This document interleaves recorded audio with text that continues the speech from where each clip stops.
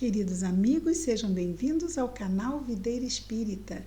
Meu nome é Cristina Brito e este é o projeto 15 Minutos, o Evangelho segundo o Espiritismo. Aqui diariamente estudamos a terceira obra básica da doutrina espírita codificada por Allan Kardec, o Evangelho segundo o Espiritismo. Atualmente estamos no capítulo 5, Bem-aventurados os aflitos. Estamos naquela última parte do capítulo que trata das instruções dos espíritos.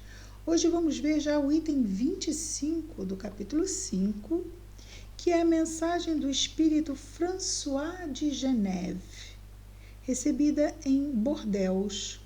Não consta o ano em que a mensagem foi recebida. O título da mensagem é Melancolia. Melancolia é tristeza, mas é uma tristeza perigosa. Eu sei que existe tristeza que não seja perigosa na medida em que faz baixar a nossa vibração, não é? Mas não é aquela tristeza porque perdemos alguém, porque estamos tristes, porque é uma situação, ou a perda de uma situação, ou de uma pessoa. Não. Ou quebrou uma coisa muito querida nossa. Não. É uma tristeza por algo que nos traz um sentimento quase que sim, de saudade, de voltarmos àquela situação.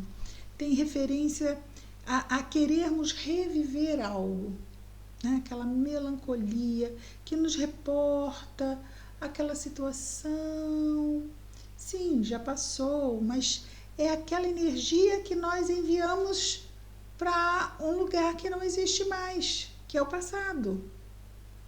Né? Ou seja, uma saudade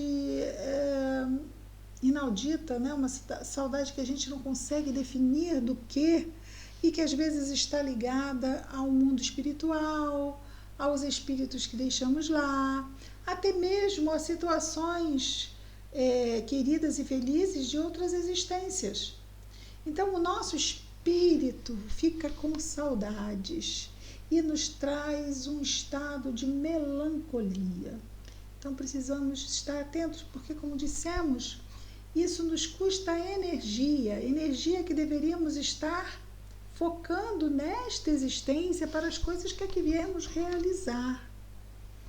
E se entrarmos num tal estado de quase que um devaneio, e isso ficamos lá meio que perdidos em recordações que não chegam até a nossa memória, mas que é quase como se chegassem, como se a gente tivesse saudade de algo que a gente não consegue definir bem o que é.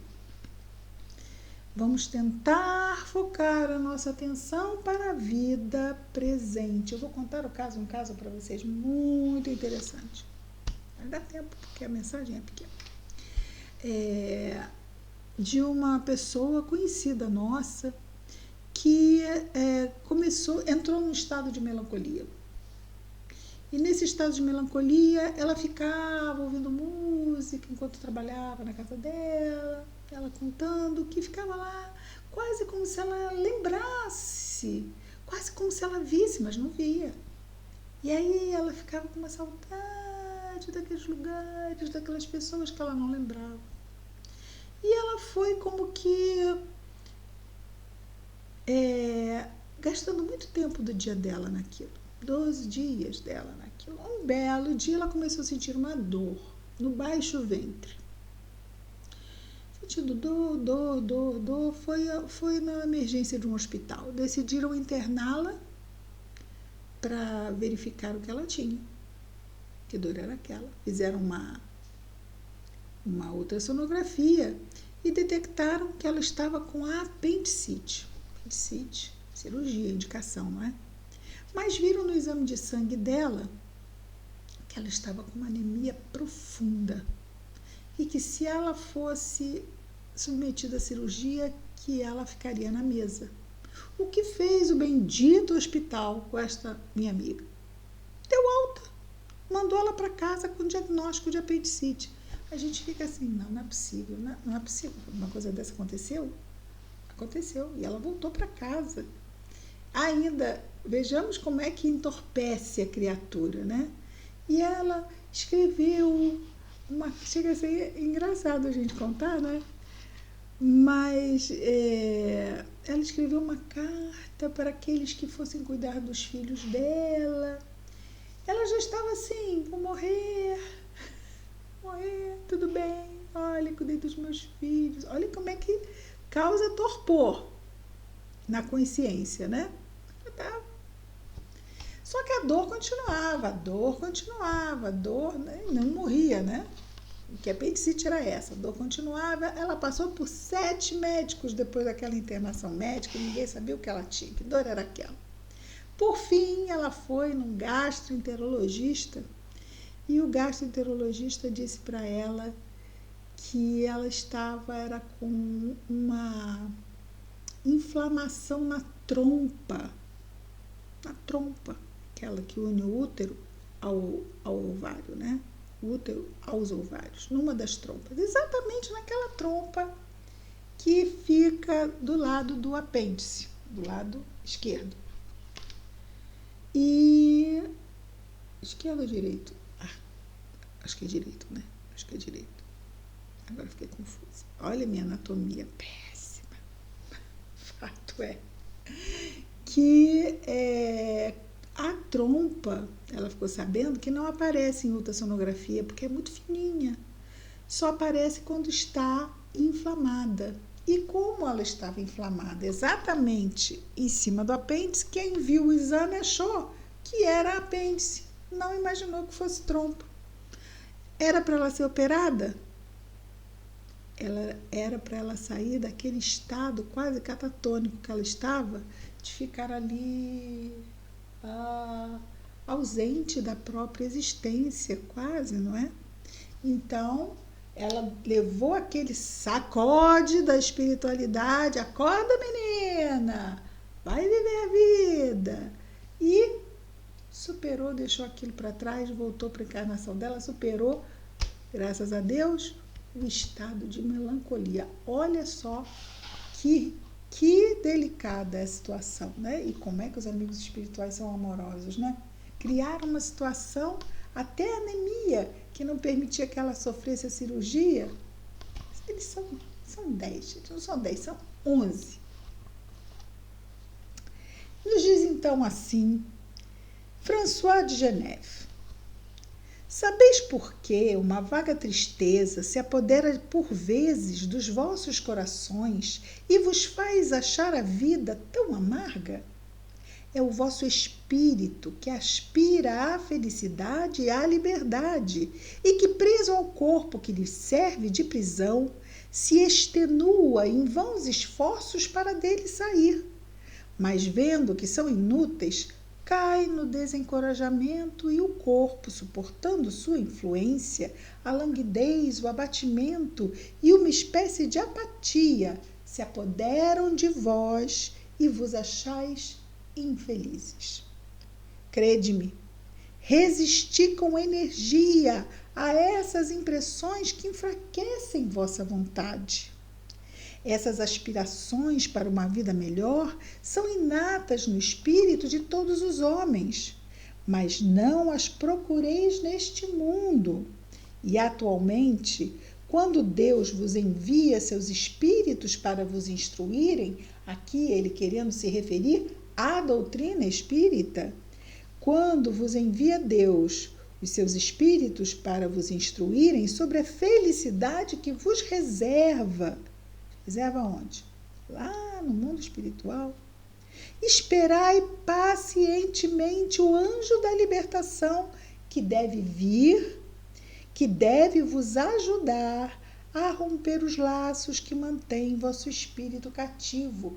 Ou seja, o momento certo, quando Deus assim aprazar, da nossa desencarnação. Então, enquanto isso, não vamos dissipar energias com desânimo. Desânimo dissipa energias. Vamos nos manter focados, atentos e bem dispostos para as boas lutas que tanto pedimos que os bons espíritos nos ajudassem na nossa reencarnação. E aqui estamos, com tanta ajuda que foi mobilizada para chegarmos até aqui e que não vai nos faltar ajuda com toda certeza até concluirmos a nossa jornada e retornarmos à pátria espiritual. E ele continua: lembrai-vos de que tendes a cumprir durante vossa prova na terra uma missão de que não suspeitais. Claro, nós não nos lembramos do nosso planejamento reencarnatório, não é? De que não suspeitais, seja em vos devotando à vossa família, seja cumprindo os diversos deveres que Deus vos confiou. E se no decurso dessa prova, ou seja, durante a nossa reencarnação, e desempenhando vossa tarefa, vedes os cuidados, as inquietações, os desgostos precipitarem-se sobre vós, é inevitável, isso vai acontecer num determinado momento, no outro, né? Estamos no mundo de provas e expiações. Então, e se no curso não? E quando no curso, né? Seria melhor dizendo que isso vai acontecer. Quando os cuidados e inquietações e desgostos se precipitarem sobre vós, sede fortes e corajosos para os suportar. Afrontai-os, ou seja, encaremos francamente. Eles são de curta duração e devem vos conduzir para perto dos amigos que chorais. Essa vontade de voltar, de retornar, de reencontrar. Porque os amigos dos bons momentos do passado, das nossas encarnações passadas, se não estão conosco encarnados, estão lá no mundo espiritual nos aguardando. E é sobre isso que ele diz. Primeiro ele diz, né, os problemas são de curta duração e devem vos conduzir para perto dos amigos que chorais, que se regozijarão com a vossa chegada entre eles e vos estenderão os braços para vos conduzir a um lugar onde os desgostos da terra não têm acesso. Ai, coisa boa de ouvir, não é? Vou repetir. Olha que delícia. Afrontai-os, ou seja, o quê? Afrontar o quê? Os cuidados, as inquietações, os desgostos que se precipitam sobre nós. Vamos afrontá-los, ou seja, vamos enfrentá-los, vivê-los para poder superá-los, não é? Afrontai-os francamente, eles são de curta duração e devem vos conduzir para perto dos amigos que chorais, que se regozijarão com a vossa chegada entre eles e vos estenderão os braços para vos conduzir a um lugar onde os desgostos da terra não têm acesso. E lá nos retemperaremos, nos fortaleceremos de novo para retornar, porque vamos retornar, ainda estamos, esse tempo na espiritualidade do nosso retorno é para fazermos um balanço da nossa existência, é para fazermos um novo planejamento, é para nos prepararmos, para vermos como vai se dar o concerto da nova reencarnação do nosso futuro e para cá retornarmos mais uma vez e tantas vezes quantas forem necessárias para concluirmos o nosso aprendizado inicial, saindo da imperfeição, saindo da ordem dos espíritos imperfeitos e, enfim, entrando na ordem dos bons espíritos, que é o que estamos trabalhando para alcançar, onde a imperfeição dita mal, não é? Não terá mais ascendência sobre o nosso livre-arbítrio. Ainda existirá, mas ainda teremos uma carga de imperfeição, mas não uma imperfeição capaz de nos induzir aos graves erros que nos induzem nossas imperfeições enquanto ainda na ordem dos espíritos imperfeitos. Amanhã estaremos de volta com mais uma mensagem dessa parte final do 5º capítulo do Evangelho segundo o Espiritismo, projeto 15 minutos. Até amanhã. Muita paz a todos.